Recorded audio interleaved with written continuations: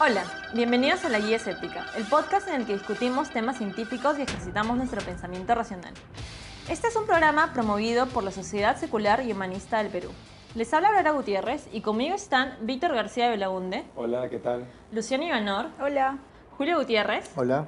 Y hoy tenemos como invitado al lingüista y políglota Luis Miguel Rojas Berja, que sigue estudios de doctorado explorando la sociolingüística de la Amazonía en el Instituto Max Planck de Psicolingüística. Bueno, hola, ¿cómo estás? Gracias por la invitación. Con el que más adelante vamos a hablar sobre ciertos temas de magufería lingüística. Bueno, hoy, que el día en que grabamos es 4 de mayo, May the 4th be with you, y un día como hoy, en 1820, pero cuando escuchen esto ya no va a ser, así que, pero igual, hoy sí. Y un día como hoy, en 1825, nació Thomas Huxley, biólogo inglés conocido por ser el divulgador de las teorías de Darwin en Inglaterra y por ser uno de los primeros en aceptar que sus ideas eran ciertas y en debatir con diversas personas a favor de la teoría de la evolución de Darwin, como un famoso debate que tuvo en 1860 con Samuel Wilberforce y que además de eso acuñó el término agnosticismo en 1869. El término agnosticismo, como su posición era la de que uno no puede ni afirmar ni negar la existencia de lo sobrenatural, en este caso la existencia de Dios, ¿no? Que la postura lógica, coherente, sería simplemente dar un paso al costado y no hablar sobre estas cosas. Sí, normalmente en el Perú se diferencia, o sea, se hace la diferencia entre el ateo y el agnóstico. Dicen que el ateo es el que niega la existencia de Dios y el agnóstico ni lo niega ni lo afirma, simplemente dice que no tiene conocimiento, ¿no? Agnosis, no tiene conocimiento. Pero sin embargo, dentro de una definición un poco más amplia, por ejemplo la de Richard Dawkins, habla de ateísmo positivo y negativo, ¿no?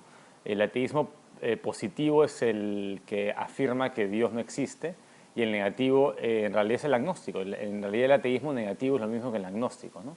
Entonces, uno puede ser ateo y agnóstico al mismo tiempo, no son excluyentes como mucha gente piensa. Y no solo eso, sino que también existe el teísmo agnóstico o el agnóstico teísta y el agnóstico ateísta, ¿no? O sea, una cosa es la probabilidad que tú le asignes a que exista o no exista un ser sobrenatural y otra cosa es la fe. Entonces, muchas personas aceptan que, obviamente, o sea, yo no te puedo probar que Dios existe y de hecho yo creo que la probabilidad es muy baja de que Dios exista, pero yo creo por fe. Entonces son agnósticos de alguna manera porque no están debatiendo la existencia o no existencia de Dios, sino simplemente la creencia en que existe a pesar de los datos que tengan al respecto. Y se viene el 13 de mayo que baja la Virgen María en un paracaídas. ¿En un paracaídas? Sí, así cantaba de chiquita. ¿Por qué? El 13 de mayo, La Virgen María bajó de los cielos en paracaídas. Bueno, ya tenemos una celebración más el 13 de mayo. Ah, bueno, y además de todo esto, Thomas Huxley también fue el abuelo de Aldous Huxley. Que también mencioné hace unos programas que Aldous Huxley, además de ser un prolífico escritor, había caído en la magufería de la autocuración de la vista. Él creía firmemente y tiene un ensayo respecto a la curación de la vista y de cómo uno puede curarse de la miopía y de otros malestares de la vista simplemente con unos ejercicios de un doctor. No recuerdo el nombre del doctor, pero de un doctor británico. Bueno, y ahora nos acompaña también Adrián Núñez, que acaba de llegar. Hola. Está en directo. ¡Yay! Un poco ahí. Antes de comenzar, quería comentar que hemos recibido un par de correos de unos oyentes. Muchas gracias por sus correos, síganos escribiendo, pueden escribirnos al correo de yeseptica@gmail.com o al inbox de Facebook. Y bueno, para resumir dos correos, porque son correos extensos, son correos saludando a Jorge Bentín, diciendo que somos muy chéveres y somos lo mejor que les ha pasado en su vida y que por favor sigamos haciendo, no, pero muchas gracias por sus comentarios. Bueno, y uno de los correos nos dio una sugerencia de que también nos mandó una foto, ya, que no la podemos mostrar porque es un podcast, pero nos mandó una foto y diciendo que deberíamos empezar a como que explicar también ciertas cosas que pasan en esta foto. No es una foto con un venado y atrás parece que salió un fantasma, ¿no? Y después esta persona explica que en verdad no, que es pareidolia, ¿no? O sea, que simplemente parece por las sombras que fuese una persona, pero en verdad no es nada. Y sí, y de hecho si tienen como que anécdotas personales de cosas que les ha pasado o de explicaciones que tienen o de cualquier cosa, nos pueden mandar y las podemos decir al aire. Yo tengo una. A ver. Justo estamos ahorita grabando cerca del mar, así en Miraflores, ¿no? Y justamente por acá yo tenía un amigo que hacía parapente de noche con una luz. O sea, le ponía un reflector al parapente para que la gente piense que es un ovni o algo así, ¿no? Entonces, y yo conocí, por esa época en los 90, varias personas que me dijeron que habían visto un ovni en esta zona, en Miraflores. Y era O tu sea, amigo. ¿qué? A tal hora. El ovni era tu mi amigo. pues, ¿no? Y yo me quedaba callado. Así. Espérate, y él lo hacía con el propósito explícito de que pensaran que era un ovni. Sí, le encantaba eso, ¿no? Quería llamar la atención. O sea, él estaba en su parapente, ¿no? Y ponía una lamparita que alumbraba hacia arriba, hacia la vela, ¿no? Y entonces, de lejos, no veías que era un parapente, porque no alumbraba todo, veías un punto blanco, así. Alargado como ¿no? Como una salchicha. No lo veías alargado, veías un punto porque él alumbraba solamente la parte central Ya. y era una cosa medio borrosa a los lados, ¿no? Entonces iba lejos y tú veías como que había un... Con Claro, el y- movimiento de un lado a otro. Sí. ¿Movimiento Claro, pendular? Se movía de un lado a otro de manera errática, ¿no? Sí. Y a la distancia, con la neblina de Lima, puede ser cualquier cosa. Pues. Claro. Bueno, este amigo le encantaba joder, ¿no? ¿Sabes lo que hacía? Le encantaba la electrónica. Creó un aparatito que hacía interferencia con las señales de televisión, ¿no? Y entonces él vivía en una residencial ahí en San Felipe, ¿no? Y entonces prendía el aparato y todos los televisores realmente veían mal. Y como sabían que que le encantaba la electrónica, le llevaban los televisores y les deshabilitaba, o sea, agarraba ya, déjame una semana y te lo arreglo. De ahí apagaba el aparatito y maravillosamente todos los televisores estaban arreglados y cobraba su billetito. ¿Sabes cómo sería? No era un amigo muy moral. No, ¿sabes cómo sería una estafa, no? Y acabas de decir dónde vive. Creo que quizás eso habría que editarlo. Es que no, Es una solamente muestra que de lo que hay... no se debe hacer con la tecnología. Bueno, pues es una idea, ¿no?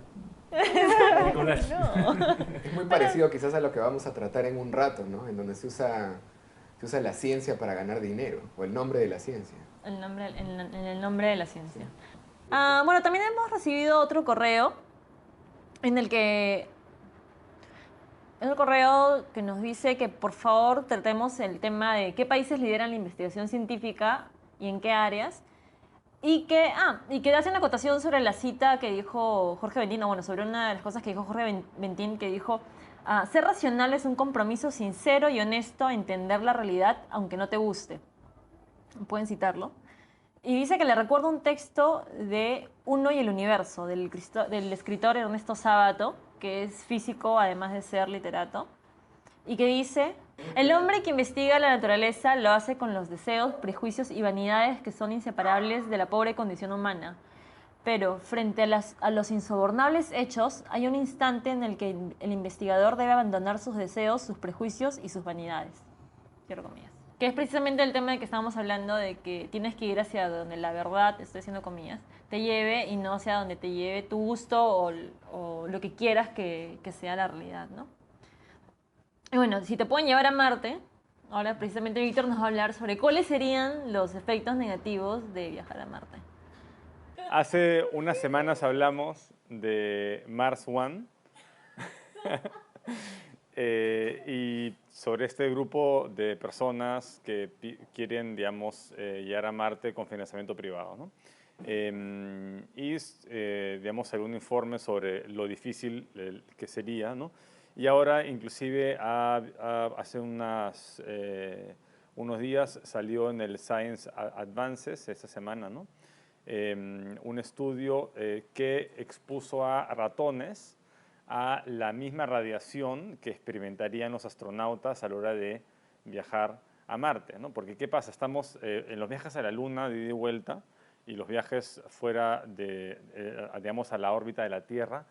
Los astronautas están protegidos por el campo magnético de la Tierra, lo que se llama la magnetosfera. Que es donde vive Magneto. Ajá. Entonces, las partículas cargadas que vienen del Sol y sobre todo las partículas cargadas que vienen de explosiones de las supernovas, ¿no? Que son partículas cargadas ionizadas de titanio y oxígeno que vienen de supernovas y que están digamos, fuera de la influencia del campo magnético de la Tierra y tendríamos que estar expuestos a un viaje a Marte. Digamos, Marte está mucho más lejos que la Luna está a 380.000 kilómetros y Marte está a 225 millones de kilómetros, ¿no? Entonces tendrían que soportar, digamos, ese bombardeo de partículas cargadas por unos 9 meses, que es lo que dura el viaje a Marte, 9 meses ida, 9 meses vuelta. Entonces lo que hicieron es expusieron solamente a estos ratones a unos 6 meses de ese tipo de radiación, ¿no? Que es lo mínimo que demoraría en llegar a Marte, digamos. Y después les hicieron realizar funciones como recordar el camino en un laberinto, ¿no? Y en muchos casos esos ratones, en la mayoría de los casos esos ratones se veían confundidos, ¿no? Y lo que observaron es que las dendritas se habían replegado. Entonces esta radiación ionizante había destruido las dendritas de las neuronas y había generado en los ratones un efecto muy similar al Alzheimer en las personas, ¿no? Entonces, si haces, digamos, la comparación, si sometes a personas a radiación cósmica por la cantidad de tiempo que requieres para ir a Marte, no más probable es que cuando lleguen estén todos como si tuvieran Alzheimer y no puedan ni siquiera sobrevivir porque van a estar idiotizados, ¿no? Pero Víctor, ¿no crees que han pensado alguna forma de proteger a la gente de este tipo de radiación, así como, bueno, se puede proteger a alguien que, no sé, entra a una cámara de rayos X?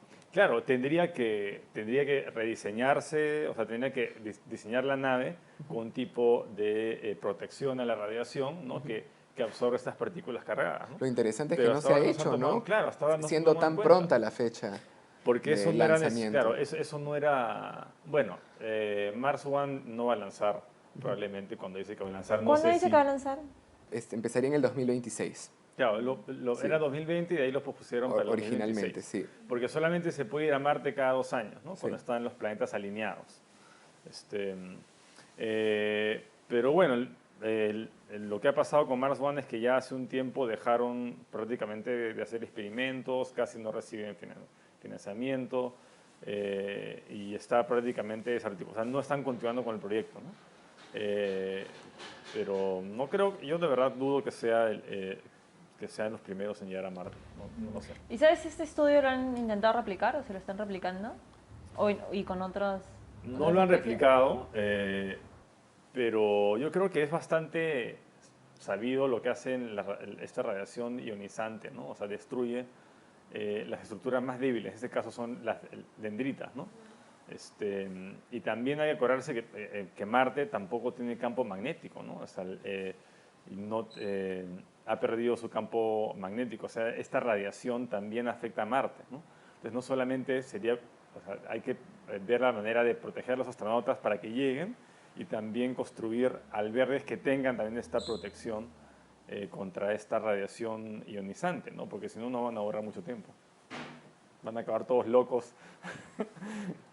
¿No? Sería un desastre, ¿no? Que no vayan preparados para este tipo de radiación, ¿no? Bueno, y hablando de radiación, Adrián nos va a comentar sobre cómo o si es que es cierto que las antenas causan cáncer por medio de la radiación. Las antenas de celular, ¿no?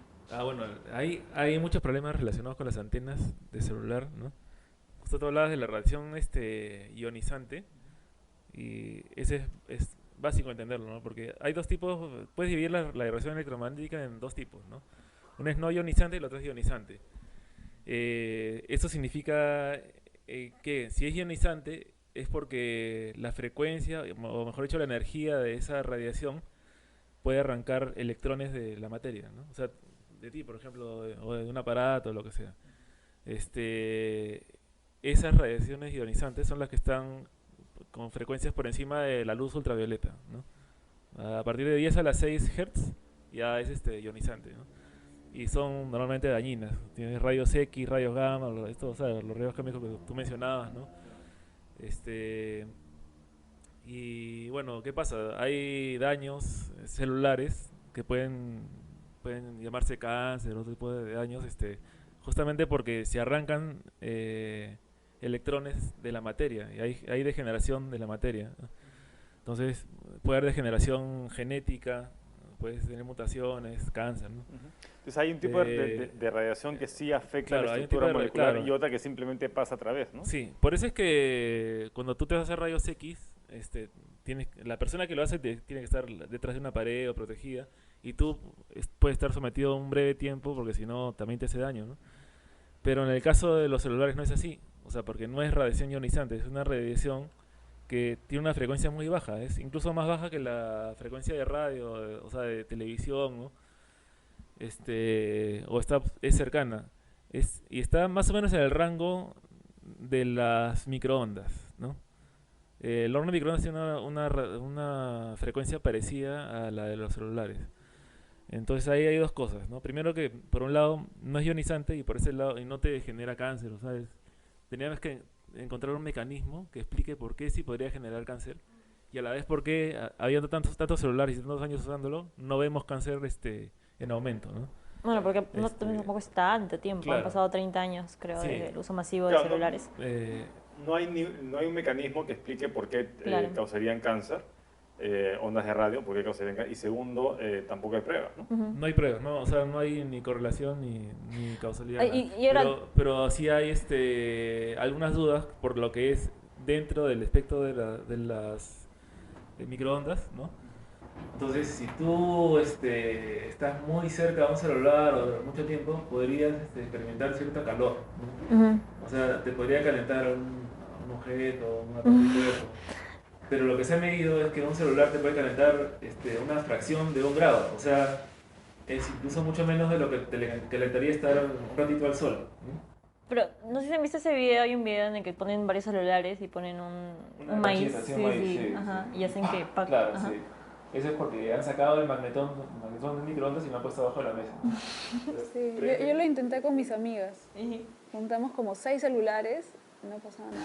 No, pero le faltó el magnetron del Le faltó el microondas. maíz. Ahora, y Para hay que tres. traiga la radiación a un punto. No, pones el magnetrón debajo de la mesa y cuando tú pones los solares prendes así solapa con un botoncito, se prende el magnetrón y es como si estuvieras cocinando de la...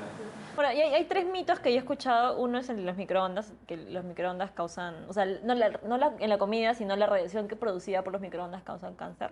Otro que es el hecho de dormir con el celular al costado de la cama, que dicen que dormir con el celular al costado de la cama también produce cáncer o ciertos otros problemas, no necesariamente cáncer. Y otro que escuché que era que los hombres que se ponen el celular en el bolsillo quedan estériles. Bueno, lo del celular en el bolsillo a mí no me funcionó porque... Por eso hay que ponerlo atrás. ¿Ah? Claro, claro. Eso pasa si lo pones adelante. Claro. No, las microondas te pueden hacer un daño por el calor, ¿no? Si tú te metes en un microondas y te calientas te puede dar cáncer, ¿no? Pero en sí, si tú cocinas algo que se calienta, es igual que calentarlo en la hornilla, gas o lo que sea. Es calor. Y hay que verlo así como lo que es. Hay que tener cuidado con el calor, nada más. Claro. Pero sí hay un daño real relacionado con las antenas del celular, que es el miedo, ¿no? El miedo tiene varias consecuencias. Primero que las personas que están en un vecindario y ven que le van a poner unas antenas ahí, pueden presentar quejas, hacer problemas o firmar cartas para que no se ponga la antena. Y eso lo que genera a la vez es que haya déficit de antenas en ciudades como esta, donde vivimos, como Lima, ¿no? El déficit de antenas, ¿qué cosa hace? Primero que en caso de sismos o incendios, lo que sea, se saturan las líneas y ya no puedes hacer llamadas. Y ahí sí hay peligros a la salud, ¿no? No, y es una pérdida de tiempo a todo nivel, ¿no? Porque tenemos uno de los internets más lentos del mundo, ¿no? Siendo un país medianamente en vías de desarrollo. Y eso es por falta de antenas, ¿no? Y se ha calculado que deberíamos tener 10 veces más antenas de las que tenemos. Y no se pueden poner más, ¿por qué? Por las quejas que hay de los vecinos en varios distritos de Lima que le escriben cartas a los alcaldes diciendo que por favor que no pongan más antenas, que ha subido el cáncer, etcétera, ¿no? Entonces, y fomentado por los periódicos, ¿no?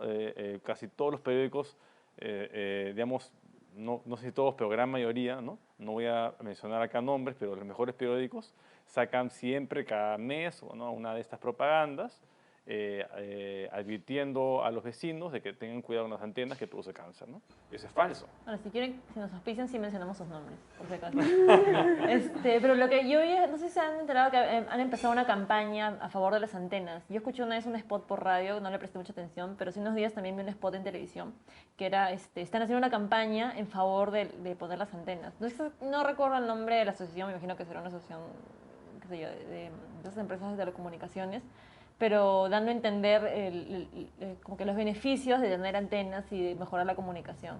Como que una especie de campaña de conciencia, ¿no? La mayoría de personas se queja de que se va la señal, de que no se puede llamar a hora punta, de que estás en un lugar donde prácticamente no tiene señal. Entonces, eso no debería pasar. Deberías tú poder tener una señal rápida y permanente en casi cualquier parte de Lima, ¿no? Y eso es por falta de antena. Claro, entonces la falta de antenas hace que el teléfono se caliente más y ese sí podría ser un problema, ¿no? Claro, porque No. está buscando la señal, ¿no? Claro, A la necesita hora que busca la usa más señal. potencia Ujú. para compensar, ¿no? Ujú. El otro problema es que hay gente que realmente sufre dolores de cabeza porque se sugestiona. Ahora, hablando de lugares en donde sí no hay nada de antenas, como en la selva, por ejemplo, que es donde Luis Miguel va a ir a hacer sus siguientes investigaciones. Ujú. Ismar, ¿para qué vas a ir a hacer tus investigaciones en la selva? ¿Sobre qué vas a investigar? Bueno, en la actualidad realizo mis investigaciones sobre los orígenes del cambio lingüístico. Nosotros sabemos que en la actualidad hay 7.000 lenguas aproximadamente en el mundo y además sabemos que todas estas lenguas existen porque existieron diversos procesos que propiciaron que una lengua original cambiara y se transformara en muchas otras lenguas. Este proceso, sin embargo, ha sido estudiado desde una perspectiva micro en grandes ciudades del mundo occidental, como por ejemplo en Nueva York o en Europa. Entonces sabemos cuáles son las dinámicas sociales que propician el cambio lingüístico, por ejemplo, el prestigio, el rango social, etc. Ahora, para entender el cambio lingüístico en sus orígenes, debemos ver también cómo eso sucedía en comunidades de cazadores y recolectores. Para eso realizo yo una investigación promocionada por el Instituto Max Planck de Psicolingüística, la Universidad de Nimega y el consorcio Language and Interaction, en donde planeamos tomar una foto de este fenómeno con comunidades de cazadores y recolectores en el Alto Amazonas, que es una provincia de aquí del Perú, en la región de Loreto, con el pueblo Shawi. ¿Qué diferencias o qué similitudes esperarías ver entre algo que pasa en Nueva York y algo que pasa en la comunidad Shawi? Bueno, algo interesante, en primer lugar, es que la globalización no ha tocado tanto al pueblo Shawi como sí ha tocado, por ejemplo, el mundo occidental. Entonces no hay redes sociales, no hay celulares, no hay tanta televisión, ¿no? Entonces, digamos que todos esos medios de comunicación los puedes aislar y te quedas con algunas variables menos. Pero lo que sí hay, por ejemplo, igual es quizás prestigio, variedades que se consideran mejores que otras. Entonces, de hecho, hay cosas que vamos a ver parecidas al caso de Nueva York. Prestigio, roles sociales, gente que cree que hay gente que habla mejor porque sabe más o porque sabe menos. En ese campo pensamos que vamos a encontrar cosas parecidas y lo vamos a comparar. Aún todavía no vemos eso. Pero en el caso de diferencias, encontramos, por ejemplo, la relocación por matrimonios en una sociedad matrilocal, como lo es la sociedad chayahuita. Matrilocal porque normalmente el hombre se muda a la casa o la mujer se muda a la casa de la mamá de uno de los dos. Entonces está basada en la madre. Y en esta mudanza puede llegar una persona que es hablante de una variedad de Shawi un poco distinta a la variedad que se hablaba en la casa. Entonces, para poder tomarle una foto a eso, necesitamos rastrear cuáles son las redes sociales en el mundo Shawi. Y eso toma bastante tiempo porque hay que realizar muchas entrevistas, etc. En ese campo, seguramente va a ser algo distinto de lo que podríamos encontrar en grandes ciudades como Nueva York o Europa.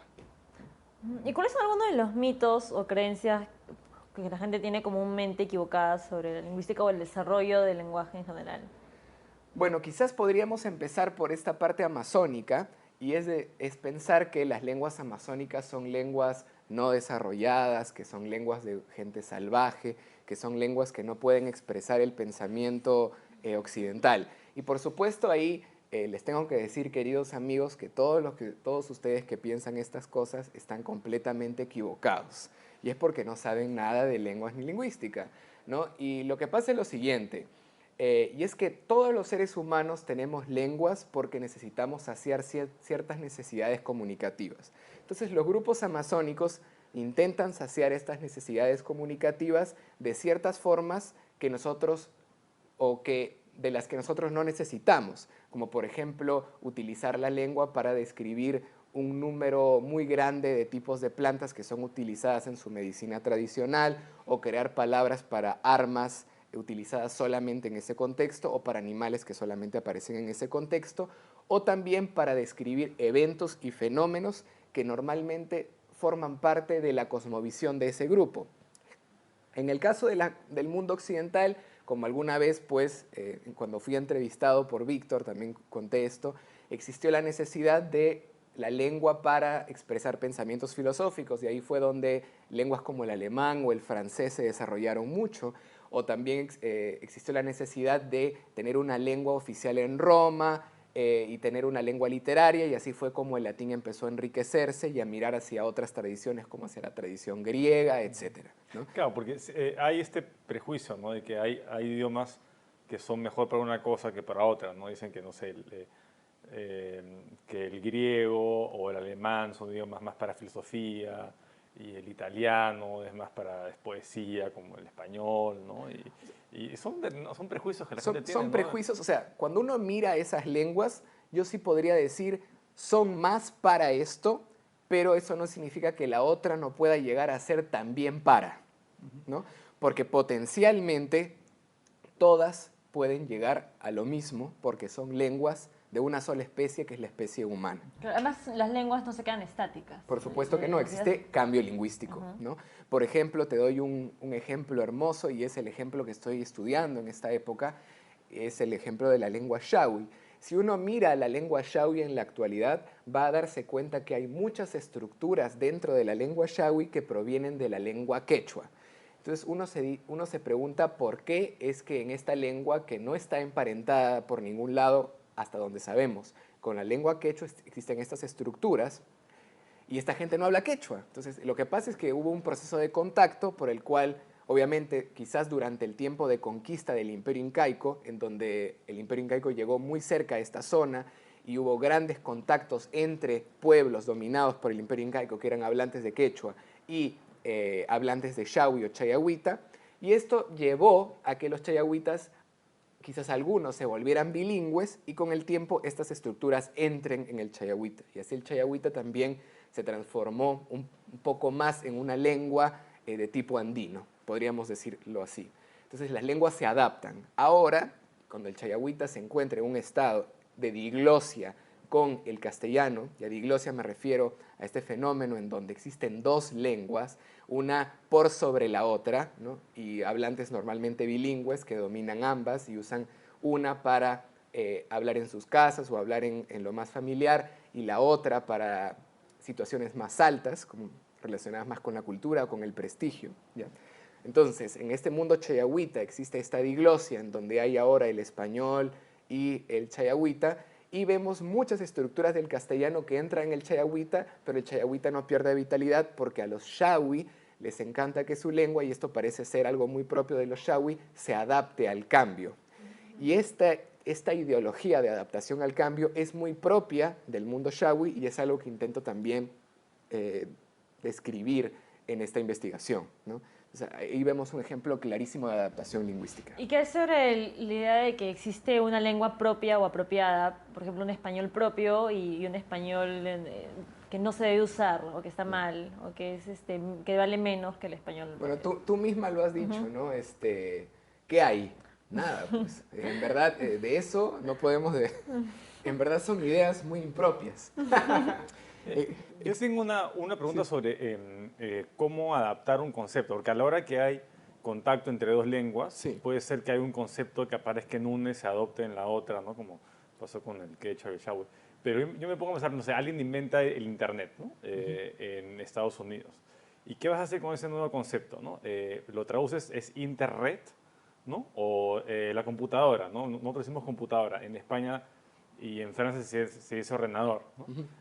Pero al final, ¿qué vas a hacer? ¿Quién decide? ¿Vas a traducir el concepto? ¿Vas a simplemente pronunciarlo en inglés pero a la castellana? A ver. ¿No? A ver. Lo ideal sería que todos digan Internet, ¿no? Ya. A ver, sí. A ver. O Internet. A ver, Víctor, vamos paso a paso. Primero, has tocado un tema muy interesante, pero que nos llevaría a una charla de horas. Y es que nadie decide, no es una persona la que decide por un uso lingüístico, sino es la comunidad de habla la que decide por un uso lingüístico. Porque las lenguas son complejos meméticos que entran en selección natural. Entonces, bueno, de hecho, hay muchos lingüistas que pueden estar en contra de este concepto, pero es el concepto que yo defiendo y por el que abogo. Entonces, existen muchos rasgos lingüísticos en las lenguas del mundo y estos entran en competencia y algunos se ven favorecidos por ciertos factores socioeconómicos de ciertas ecologías particulares de ciertas lenguas. Por ejemplo, veamos el caso de Internet. La gente no dice Internet porque hay alguien que dice digan Internet, digan Internet, digan Internet. No, simplemente porque lo escucharon más. Entonces, al escucharlo más, esto termina con el tiempo volviéndose más frecuente y con el tiempo la gente sin darse cuenta adquiere la palabra. Cuando tú dices, vamos a utilizar desde hoy día Internet, nadie te va a hacer caso, ¿no? Nadie te va a hacer caso, Víctor, ¿no? Entonces, lo que tenemos que hacer es simplemente mirar este fenómeno y darnos cuenta de qué pasa. Si, por ejemplo, en el Shawi llega un momento en el que, bueno, ahora ya, por ejemplo, empieza a llegar el Internet, cada vez más gente entre el mundo Shawi tiene celulares, entonces va a llegar un momento en el que los Shawi, incluso ya se les escucha decir Internet, pero es porque, claro, la lengua que tienen ellos en contacto, o con la que están en contacto, es el castellano, y no sería nada raro que tomen Internet y la adapten simplemente fonéticamente a su lengua, ¿no? Que sería algo así como, no sé, pues, internetu, ¿no? O internetu, algo así, ¿no? Pero también podría suceder que a los Shawi se les ocurra, bueno, desde ahora vamos a inventar una palabra como ha sucedido para la palabra televisión, y mucha gente empieza a utilizar esta palabra nueva para televisión, que no es televisión, sino es una palabra en Shawi, y por el mismo hecho de que esta palabra la utiliza la gente con mucho prestigio, los Shawi más sabios, la gente la adopta y la palabra para televisión castellana no se usa. Y eso se ha visto, por ejemplo, en el caso de Islandia, en donde en el islandés los términos tecnológicos no son tomados del inglés, sino son creados intralingüísticamente y la comunidad de habla lo acepta porque ya ve esa práctica como prestigiosa. Pero ese es un problema porque genera aislamiento, de ahí si quieren trabajar con otra nación que tiene la forma más tradicional, al final eso va a tender a desaparecer, esas diferencias, ¿no? Sí, Víctor, pero es que en la actualidad no vivimos no vivimos en sociedades monolingües, vivimos en sociedades multilingües, entonces es muy común que conozcas los dos términos, tanto el término en tu lengua como el término en la lengua que en este caso se ve otorgada con un poco más de prestigio, ¿no? Que sería en este caso el inglés. Creo que no hay islandés que no sepa qué es Internet, ni húngaro que no sepa qué es Internet, ni húngaro que no sepa qué es televisión, por más que en su lengua pues se dice de una forma totalmente diferente. Y es muy interesante lo que dijiste sobre la selección natural, porque es bueno recordar que también en la selección de las especies no existe un solo determinante que lleve a la generación o no de tal o cual determinada especie, ¿no? Existen diferentes determinantes y diferentes modelos, así como existen diferentes determinantes para que como que para que gane un término o una palabra sobre otra. O sea, no es que siempre sea porque la gente siempre sigue a los que tienen mayor estatus social, o que siempre sea bottom-up, como que siempre la gente lo decide primero y después se normatiza. Por supuesto que no. Pero otra de las cosas interesantes es que yo recuerdo que hace años yo enseñaba a unos niños y me decía, uno de los niños que decía que iba a ir a facebookear.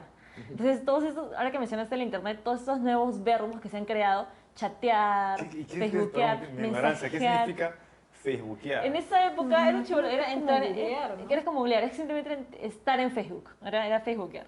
Pero si te das cuenta, mensajear, chatear, o sea, nuestra nueva creación de verbos se basa en términos foráneos, pero los tomamos y los castellanizamos poniendo la derivación de los verbos que usualmente usamos para los términos en español, ¿no? Y los adaptamos y todo el mundo dice chatear, así como si fuese la cosa más normal del mundo, ¿no? Cuando chat no existe en español. Bueno, pero ahora ya existe. Ahora existe. Bueno, Claro. no tengo la menor idea, pero ya está adaptado. Bueno, Claro. y eso nos lleva al siguiente punto, ¿no? O sea, ¿significa eso que solamente podemos decir las palabras cuando ya están en el diccionario de la Real Academia? Por supuesto que no, ¿no? Queridos oyentes, por favor. Bueno, yo soy lingüista y bueno, sí voy a hacer abuso de mi autoridad intelectual en este momento y les digo que los lingüistas no decimos cómo debe hablar la gente, por favor, ¿no? La gente habla como quiere. Los lingüistas no decidimos quién es el que mejor habla ni cómo es que se debe hablar mejor. Las lenguas simplemente existen y lo que hacemos los lingüistas es describir lo que hay.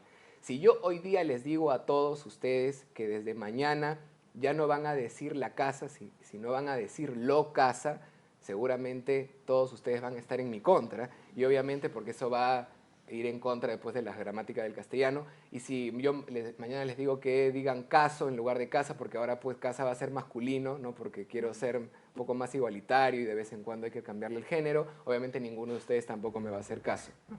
En el caso de aiga y aya, que es un tema bien picante, ¿no? Pueden decirlo como ustedes quieran, ¿no? Como ustedes más lo sientan, como sus comunidades de habla más lo usen. Es cierto que existe una normativa y existen intelectuales que se dedican a crear normas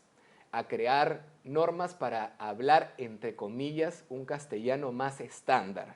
Pero eso no implica que la forma estándar sea mejor que la forma vernacular. La forma estándar simplemente es una forma que nos ayuda a comunicarnos mejor o a tener una comunicación, perdón, quitemos mejor, más eficiente con otras comunidades de habla. Entonces así nos vamos a entender mejor con gente que habla español colombiano o gente que viene de comunidades que hablan español chileno o con gente que viene de comunidades que hablan español andino o amazónico. Este estándar es un puente de comunicación, pero decir que alguien habla mal por no utilizar, entre comillas, bien el estándar, es discriminación lingüística. Y eso, lamentablemente, es un problema que existe mucho en nuestro país y que ha sido muy difundido por gente que se hace llamar a sí misma lingüista, ¿no? Vale decir, pues, digo nombres. Sí, sí. No sé, mejor no digo. Bueno, la señora Marta Hildebrandt es una defensora del habla culta, ¿no? Su libro, El ¿No? habla culta. El habla culta. Y bueno, hay dos aspectos. En primer lugar, yo no estoy tan de acuerdo con Marta Hildebrandt, pero hay que reconocer que hizo trabajos lexicológicos muy valiosos para la lingüística y que aún deberían ser revisados. En ese sentido, no estoy en nada en contra. Pero en el de abogar por decir que alguien habla mejor que otra persona, ahí sí estamos hablando de una práctica que se aleja completamente de la labor de un lingüista, ¿no? Que se acerca más al habla de un normador, de alguien que le gusta criticar a la gente. Los lingüistas no hacemos eso, queridos amigos oyentes. Los lingüistas simplemente observamos lo que hay, describimos lo que vemos y luego explicamos estos fenómenos, nada más. En cuanto al habla culta, bueno, léanlo, es un libro interesante si quieren, ¿no? Pero no hacemos eso los lingüistas. En el caso de la discriminación me parece interesante. Normalmente estamos pensando en la mayoría de gente en discriminación racial, ¿no? O discriminación de clases, ¿no? Digamos, hay palabras a veces que se usan en determinados círculos, ¿no? No sé, como pelo o cabello, ¿no? En realidad hay mucha gente que no usa la palabra cabello, pero se debería hacer cabello para el pelo humano, ¿no? ¿Tú qué piensas? Yo no pienso que debería usarse, ¿no? Nuestra lengua, la lengua castellana en su hábitat natural, en su ecología, decidió distinguir dos, ¿no? Pelo de cabello para el caso de los seres humanos.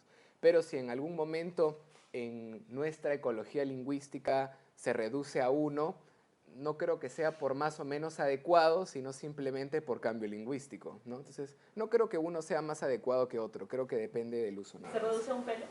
Se reduce a un pelo, no sé. Cada ser humano tiene un solo pelo. No, Un por pelo ejemplo, suena mejor que un cabello.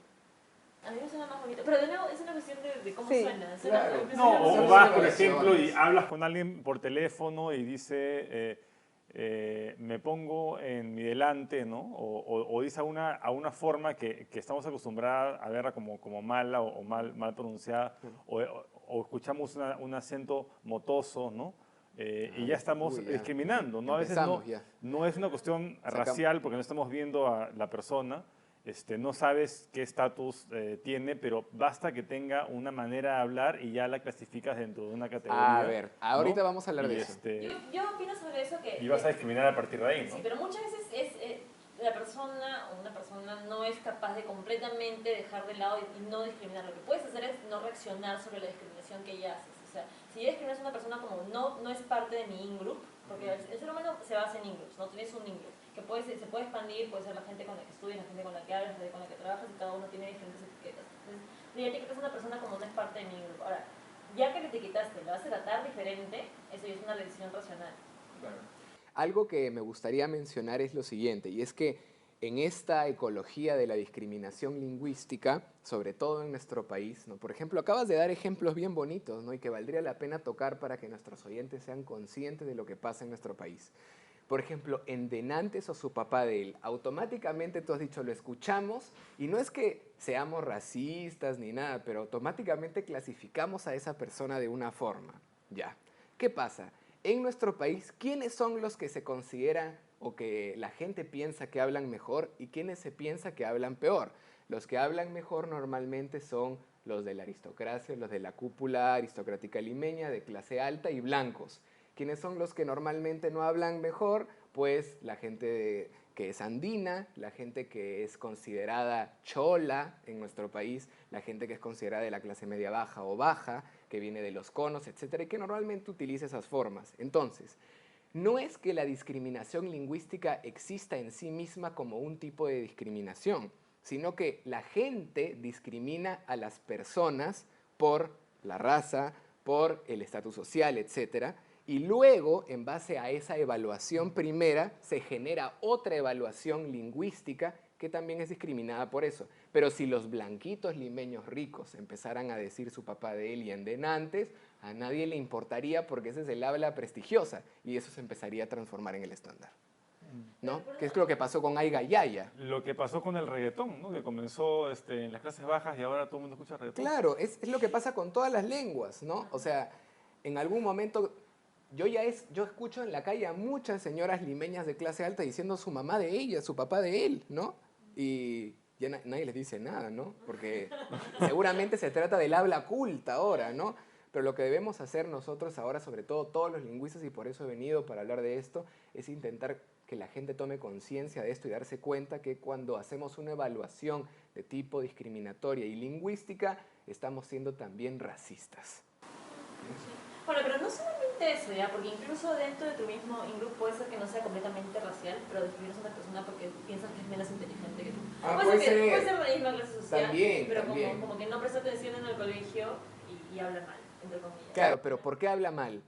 Porque esa forma de habla está asociada a un grupo que también es considerado menos inteligente. Sí, es cierto, pero ¿Ya? una cosa que yo tengo y que me molesta mucho de las muletillas limeñas, el uso excesivo del como que y otras muletillas que ahorita no recuerdo, que es como que... ¿La nueva cuál era, verdad? ¿Cuál era el nuevo? Sí. Tú misma la estás usando ahorita. Sí, yo lo uso mucho, pero lo uso porque estoy en Lima, porque Claro. cuando yo ¿De estoy qué- fuera de de Lima qué se va? me ¿Cómo era?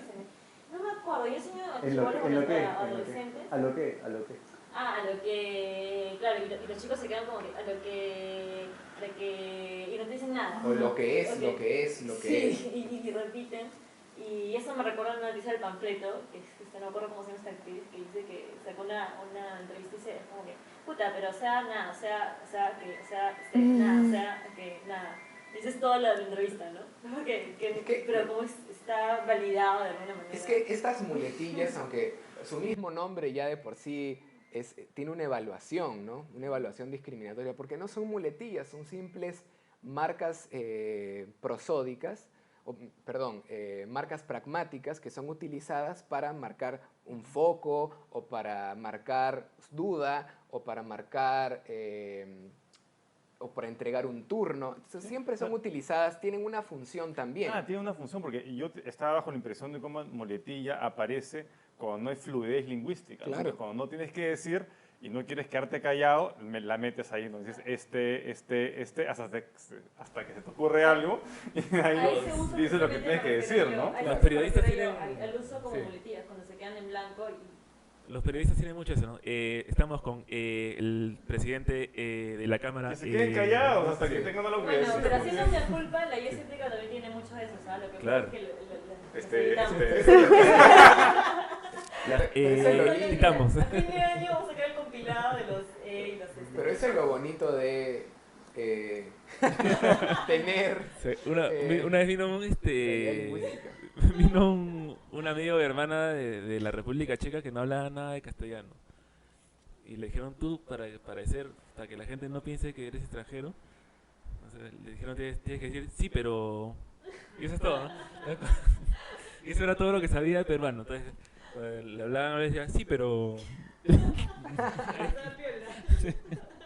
Una de las tres cosas que quería comentarte era, uno, ¿qué opinas sobre el intento de cambiar el habla, como tú dices, para hacer igualdad de género, y ese intento de igualdad de género y para como que normatizar o poner ¿cómo se dice?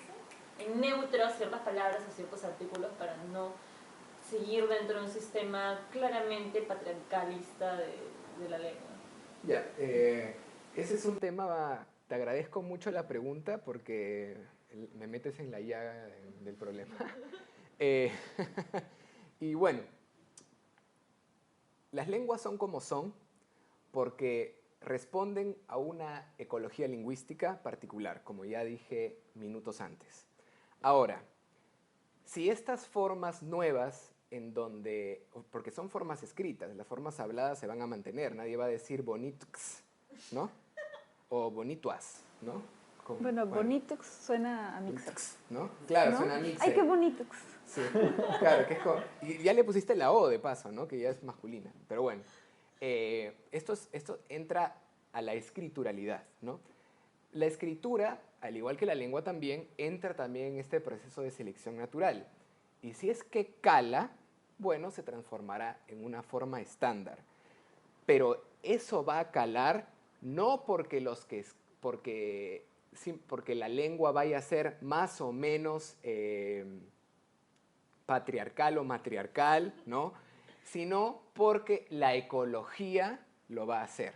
Entonces, esto va de la mano con muchas cosas. O sea, yo puedo intentar ponerle la X y la arroba a todos mis adjetivos, pero eso no significa que mi ideología sea neutra, ¿no? La ideología, así como la escritura, van muy de la mano. Entonces, yo creo que los intentos son interesantes, pero a veces no salen de lo absurdo y del globo de llamar la atención. Pero también lo femenino no tiene nada de femenino, o sea, No, por la supuesto que- mesa no tiene nada de Por supuesto que femenino, no, porque en la mayor parte, o sea, el género léxico en muchos casos no está basado en la naturaleza, sino simplemente en cambio lingüístico, en de dónde vino la palabra y cómo era usada. No tiene absolutamente nada que ver con el género natural, con el género biológico de las cosas. Entonces, no viene al caso cambiar el género a nada de eso, ¿no? Pero cuando se trata de adjetivos o evaluaciones, bueno, pues a ver si cala, ¿no? En las lenguas latinas hubo también género neutro antes. Entonces hay muchas palabras que tienen un género masculino o femenino en la actualidad porque tenían formas neutras en su forma anterior que eran parecidas a una forma que podía ser masculina o femenina. Como el alemán, ¿no? Entonces depende del cambio lingüístico. Y hay lenguas que tienen 4, 5, 6 o 10 géneros.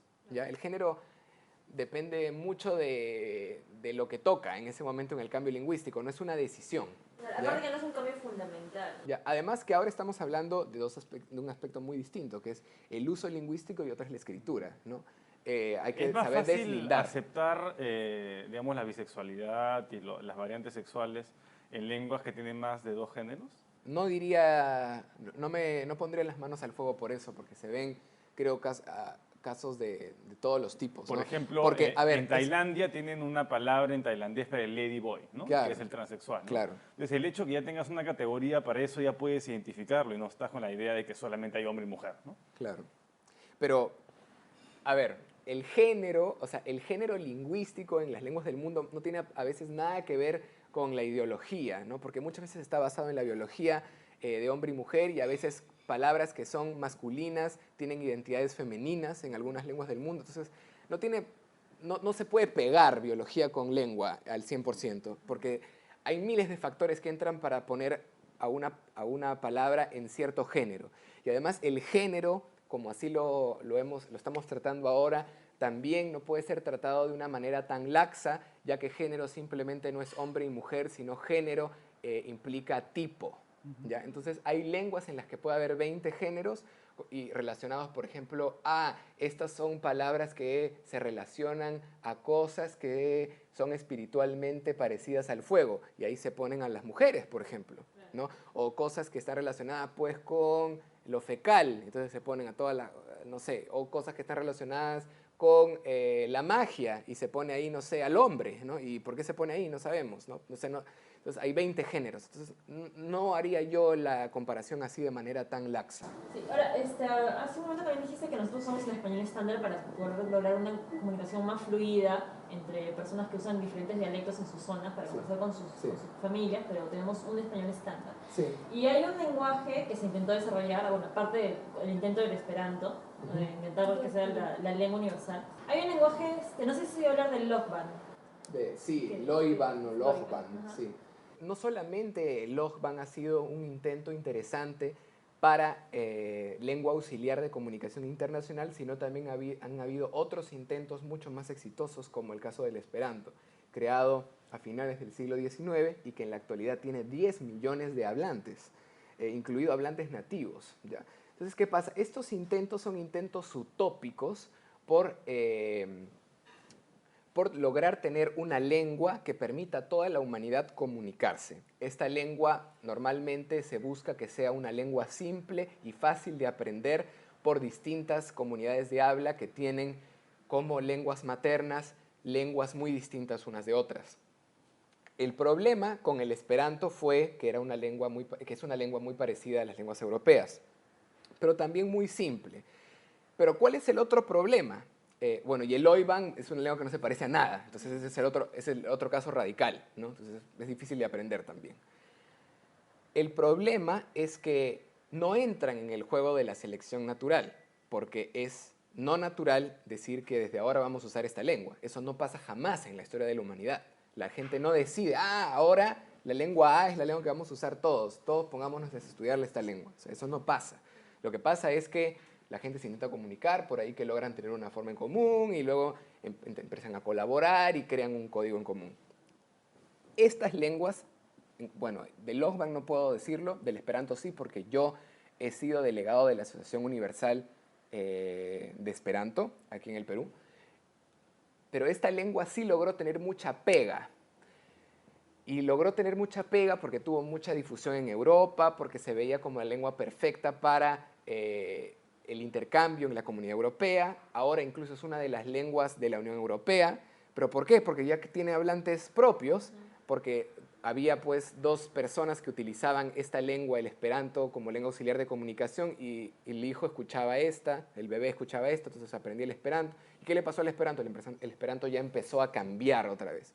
Entonces el Esperanto ya tiene formas autóctonas, ha empezado a naturalizar, y eso es lo que le pasaría a cualquier lengua. No existirá jamás una lengua auxiliar de comunicación internacional al 100%, ya que ¿qué pasa con las lenguas? Como dije al principio de la entrevista, existirá cambio lingüístico. Entonces todos empezamos digamos que hay una bomba atómica, quedamos 100.000 personas en el mundo, todos hablamos inglés. Ahora ya, universalísimo. Pasan 100 años, regresamos al mismo punto y todos hablamos distinto, porque ese es el cambio lingüístico. Toca a todos, es inevitable y es uno de los aspectos más maravillosos y naturales de las lenguas naturales. Bueno, y para terminar, quería que nos comentes qué cosa es la programación neurolingüística. Uy, ni hablar. Ahí entramos ya pues en la pseudociencia, ¿no? La programación neurolingüística es, bueno, como ya lo dije, es pseudociencia, pero es una práctica que se utiliza en los estudios de la comunicación, del desarrollo personal y de la psicoterapia, y que fue creada por dos personas, por Richard Bandler y por John Grinder. Algo interesante es que John Grinder fue un lingüista y tuvo un PhD en lingüística muy serio, y por eso de ahí vino que de ahí se tomó el nombre lingüístico, ¿no? Neurolingüístico. Pero la programación neurolingüística no es para nada relacionada a la lingüística. Simplemente es, como lo califican muchos de los estudios en la actualidad, una teoría basada en el name dropping, ¿no? Se utilizan nombres de autores para tener una teoría que más o menos sea válida para todos, pero en realidad no hay nada, ¿no? Esta teoría, esta programación neurolingüística, para entenderla bien, hay que posicionarla en los autores en los que está basada y en la época en la que emergió. La programación neurolingüística es de la segunda mitad del siglo XX, justamente cuando el paradigma generativo transformacional en la lingüística, o más conocido como paradigma chomskiano, creado por Noam Chomsky, emerge, se vuelve muy famoso.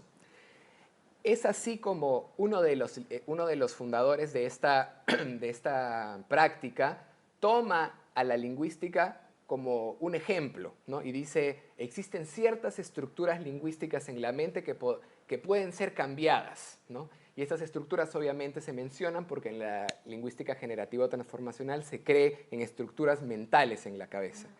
Otro de los autores base de esta programación neurolingüística es Carlos Castañeda, que, para sorpresa de muchos, fue nacido aquí en nuestro país. Sí, es cajamarquino y se hizo ciudadano americano, se naturalizó como estadounidense y estudió mucho de los aspectos del chamanismo. Entonces de ahí ya más o menos te puedes dar cuenta de qué se basa la programación neurolingüística, ¿no? La programación neurolingüística, entonces ya vemos en qué está basado, pero obviamente la lingüística chomskiana no es para nada una pseudociencia, es una ciencia muy sostenida en columnas muy fuertes del pensamiento deductivo de finales del siglo XX. El problema es que simplemente es utilizada nominalmente para tener una base teórica de algo que no tiene ningún sustento empírico. ¿Ya? Bueno, lo que se hace es más o menos lo que hacen los psicólogos, que muchos estudian posgrados en PNL, ¿no? En programación neurolingüística. ¿Cómo existen posgrados? ¿No? Porque no y lo que hacen es tienen esta clasificación, dicen que las personas aprenden de manera distinta, ¿no? Hay personas que aprenden más de manera visual, le llaman los visuales, hay personas que aprenden de manera auditiva, ¿no? Y otros que son más kinestésicos, ¿no? Que aprenden con el movimiento, ¿no? Entonces ellos intentan crear programas de asimilación, ¿no? Para cambios cerebrales a partir de esas actividades que ellos, digamos, más adecuadas a las maneras de aprender de cada uno, ¿no? El problema es que cuando se han sometido estas clasificaciones, a veces arbitrarias, cuando se ha sometido a verificación a fines de los 80, simplemente no funcionaba, ¿no? Es una clasificación que no funciona. Entonces, prácticamente ya para los 90, los científicos serios dejaron de probar esta PNL, la clasificaron como pseudociencia, pero aún así han continuado los talleres y han continuado los coachings de este PNL hasta nuestros días. Bueno, hasta ahora sobrevive. hay que mencionar un artículo bien interesante que es el de Witkowski, de Tomasz Witkowski, que se llama 35 Years of Research on Neurolinguistic Programming, NLP Research Database, State of the Art or Pseudoscientific Declaration, que está publicado en el Polish Psychological Bulletin. Lo pueden encontrar, está desde el 2010, creo que hay acceso libre al artículo. ¿Lo puedo poner en la descripción? Sí, por supuesto, sí. Y ahí pueden encontrar datos empíricos sobre por qué esto podría considerarse pseudociencia. Por supuesto, ahora en la actualidad hay muchos cursos de programación neurolingüística, etcétera, porque las patentes del pensamiento de la programación neurolingüística están un poco más abiertas porque sus dos autores han decidido entrar en paz y dejarlo abierto para que otras personas puedan explorarlo un poco más. Pero esto ha entrado mucho en el pensamiento mágico, en una doctrina casi de fe en los últimos años que lo aleja rotundamente de cualquier escuela lingüística. Y para terminar también puedo agregar, hay mucha gente que aboga por el cambio de paradigma una vez que existió este pensamiento de la programación neurolingüística.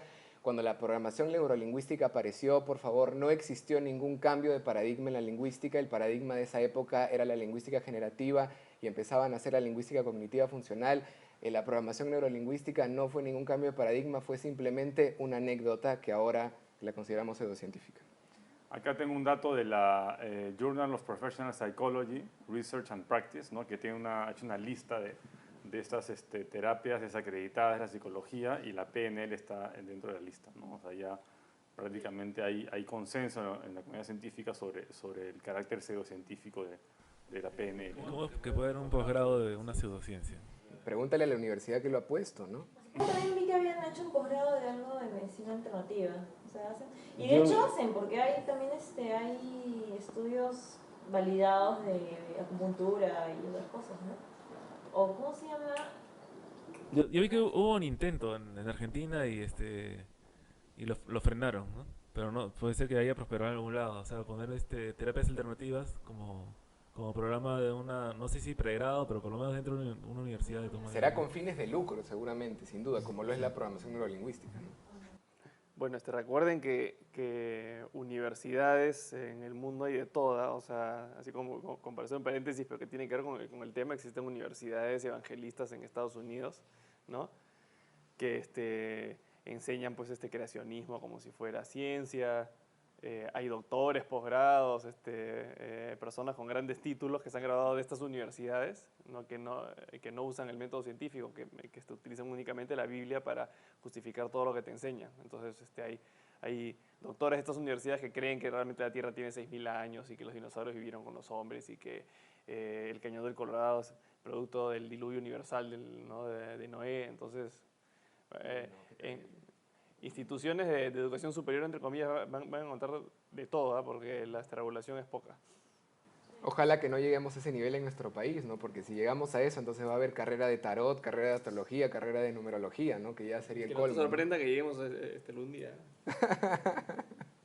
Bueno, pero por otro lado, el punto es que mientras haya mercados, mientras la gente cree en estas cosas, de alguna manera siempre va a haber alguien que intente vendérselas, ¿no? Doctores en ciencias ocultas. Claro, la idea es precisamente fomentar la educación. Hay que doctorarnos todos en eso, ¿qué dicen? Nos doctoramos todos en un año, en menos. Bueno, cuando yo era chico, mi papá siempre me decía, ¿no? Yo soy doctor en ciencias ocultas, de broma, ¿no? Y yo pensé que era algo serio y iba al colegio y lo repetía, ¿no? Mi papá es doctor en ciencias ocultas. Verdad, y está con nosotros ahora, nos acompaña Helmut Kessel, que ha llegado. Sí, acá llegar, pero ¿cómo es una ciencia oculta? ¿No es un oxímoron, no se llama eso? Oxímoron. Dada tu ineficacia por decir esa palabra, te voy a clasificar como una persona con la que no quiero lidiar. Un oxímoron. Vamos a discriminarlo Vamos a lingüísticamente. discriminarlo por no saber el nombre de la palabra. La axila de un tonto es un oxímoron. Oxymoron. Es como un moron. Cuando pones un ox con un moron, Claro. sería un oxymoron. Las ciencias ocultas, pues claro, si no está validado y no está sometido al consenso científico o a la revisión de la comunidad, obviamente no se puede considerar como ciencia, ¿no? Yo creo que viene por del ocultismo, ¿no? Magia negra, tarot, todo este tipo de cosas. ¿No? Y le ponen la palabra ciencia porque, bueno. Bueno, también hay que recalcar que entre las pseudociencias, y esto es para los que se han sentido aludidos, la programación neurolingüística tiene mucha más base que pues la numerología o la astrología, ¿no? Pero eso no significa que el método científico haya sido utilizado de manera apropiada, ¿eh? O sea, porque ni siquiera ha sido utilizado bien, ¿ya? Pero podemos rescatar eso, que ha utilizado teorías que han sido muy científicas también. Y que, bueno, supongo que debe haber gente a la que le resulta y lo respetamos. Tal vez entonces, en vez de clasificarlo como pseudociencia, podría ser ciencia ficción. Seguro. Es entretenido. Bueno, y hablando de eso, vamos a jugar ciencia ficción. Ahora vamos a jugar ciencia ficción. En este juego expongo 3 datos o noticias, 2 de las cuales son verdaderas y una es falsa. Y ustedes tienen que considerar cada una de ellas para determinar cuál es la falsa. Y el tema de hoy es Marte. Número 1. Encuentran restos de vida microbiana que vivían sin nitrógeno ni oxígeno. Número 2. Científicos encuentran nitrógeno fijado en los sedimentos marcianos. Y número 3. Se encontró evidencia de agua líquida salada actualmente. A ver, comienzo. Yo creo que la primera es la falsa, restos de vida microbiana. Si eso hubiera pasado, creo que me hubiera enterado. Y sería genial que eso fuera cierto. Me parece que no. Y bueno, el nitrógeno fijado y agua líquida sí es plausible. Creo que sí es plausible. Agua líquida salada, sí. Lo del agua líquida salada creo que ya ha sido... La que yo dije antes era como que podría, y ahora estoy confirmando. Rayos. O sea, ya nos jodimos. No, ya bueno. Bueno. Ya, yo diría que la agua líquida salada sí es verdad, ¿no? La segunda también me parece que es cierta. Y que hayan encontrado... ¿Tú afirmas que han encontrado ya Vida microbiana. vida microbiana? Sí. ¿Pero en Marte? Ok. Ya, esa es falsa. Falsaza, pues. Sí, yo creo que la primera se delata fácilmente, el comienzo, cuando dice han encontrado restos de vida, porque eso implicaría de que, bueno, han encontrado restos de vida en un cuerpo celeste fuera de la Tierra, y esa sería la noticia más grande del siglo, ¿no? Y estaría en todos los periódicos, en todas partes, todo el mundo estaría hablando de ello, ¿no? O sea, sería la confirmación finalmente que existen los extraterrestres o que existieron los extraterrestres, ¿no? Entonces, definitivamente esa es la falsa. Lo que me parece que se ha encontrado, no tengo el dato ahorita, son restos de moléculas orgánicas, pero que no implican vida, ¿no? Desde compuestos orgánicos, o de cosas que pareciera que hubieran sido bacterias, pero que no está comprobado, ¿no? Eso me parece que la noticia sería esa, pero de que ya esté comprobado que haya vida, como dijo Víctor, ya me habría enterado, ¿no? Bueno, ya que Helmut nos robó el show, entonces ya estoy de acuerdo con él. Bueno, yo me uno al consenso. Digo que la 1 es la falsa. Y yo creo que todos van a escoger el Pero número. tiene que ser original, Julio. Es algo distinto. Escojo lo distinto, ¿no? Bueno, voy en contra del consenso y digo Todos se que copian de mí. la 1 es la falsa, ¿no? Claro, el consenso Porque la lingüística me permite decir lo que yo quiera, entonces... No es porque el consenso era el que te ibas a ir contra el consenso. Claro. Puedes decir lo que tú quieras, pero eso no significa que no voy a pensar que seas bruto o no. Pueden decir lo que Cuando quieran. Víctor dijo, iba a ir con la 1. Pero después, como dijo Adrián, dijo Helmut, dije no. Entonces Luciana lo ha hecho para que todos piensen que esa es. Y porque sabía que Víctor y Helmut iban a caer. Y era falso.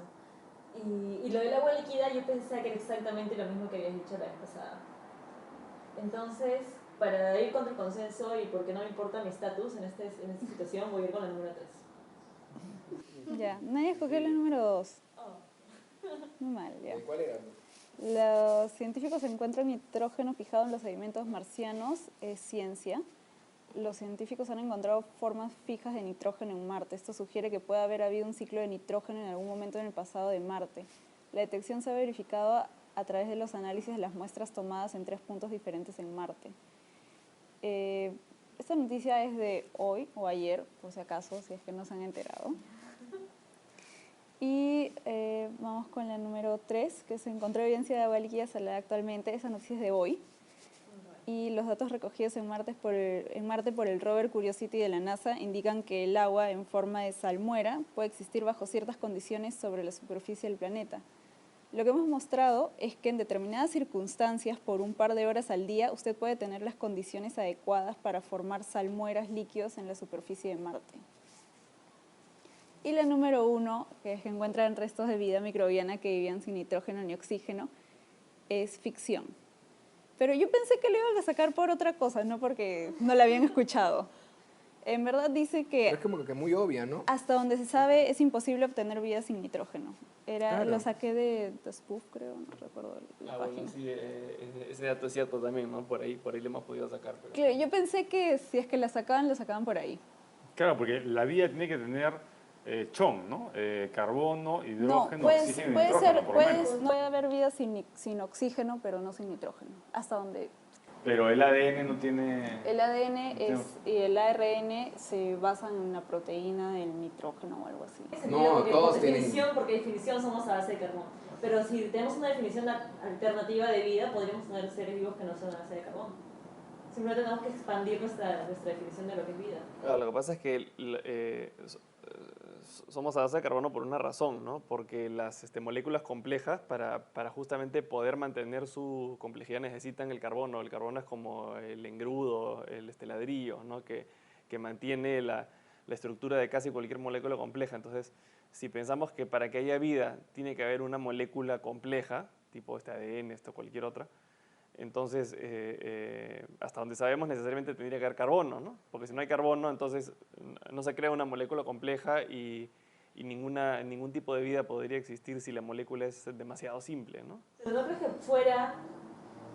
fuera del sistema solar incluso podríamos encontrar vida en base a otros Mira, planetas? sería poco científico de mi parte decir de que queda plenamente descartado, pero creo que es altamente improbable que exista alguna forma de vida en cualquier parte del universo cuyas moléculas no tengan carbono. Creo que la Altamente especulación más improbable, cercana, pero no tires las manos al fuego tampoco. la especulación No, más pues, cercana sería la inteligencia artificial, ¿no? Bueno, no Que soy artificial. astrobiólogo, ¿no? De Pero- repente un astrobiólogo nos puede ¿Esa corregir. industrial basada en qué?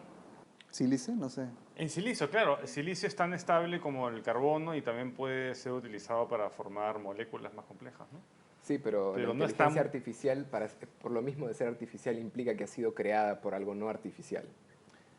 Sí, o sea, la inteligencia artificial tendría que haber creado por inteligencia que ha evolucionado Que ha sido biológica. naturalmente, ¿no? Claro. No, pero claro, es, digamos, la hipótesis más Claro. cercana a una vida Claro. sería la inteligencia Pero artificial, aún no ¿no? llegamos a Pero una no trascendencia estamos, de ese tipo. no, claro. ¿no? Los lingüistas quizás llegaremos. O sea que Jesús es de carbono, pues si Jesús vive, como dicen, Jesús se vivo, está hecho de carbono. O de silicio. Fácil es un robot. Eso me recuerda. ¿Ustedes vieron Avengers? ¿O ustedes no ven? No. Sí, la vi ayer. Sí. Yo también. ¿Tú lo viste? Sí. Sí. Bueno, no, quería hacer el comentario sobre que Ultron sí es consistente, es coherente lógicamente. O sea, es negativo para la raza humana, pero es Sí. coherente lógicamente. Claro, bajo selección natural. Claro, por exacto. supuesto. No, yo opino que no. Sí. Bueno, y así concluye Ciencia Ficción. Muchas gracias, Luis Miguel, por participar. No, yo más que encantado. Vendré cuando me llamen. Bueno, y quería aprovechar para comentar que Luis Miguel va a estar dando unas charlas en el mes de junio. Sí, por favor, quedan todos invitados, vayan. La charla esta vez lamentablemente no es gratis porque he tenido un naufragio. Necesito recuperar fondos y también los fondos irán para la comunidad Shawi de Balsapuerto. Esta charla que voy a dar es sobre multilingüismo en el siglo XXI, se llama El Políglota, el ciudadano del siglo XXI. La voy a dar el 18 de junio de 8:30 a 10:30 en el Centro de Convenciones 28 de Julio, que está frente al Club Terrazas. Quedan todos invitados, si quieren informaciones, bueno, encontrarán adjunta a la descripción de esta entrevista mis correos y mis números. Muchas gracias. Vamos a pasarla muy bacán, muy chévere. Sí. Resolvemos el acertijo de la semana pasada. Entonces dice que habían 5 sombreros, 3 blancos y 2 rojos, y 3 personas que tenían que adivinar qué sombrero tenían puesto, ¿no?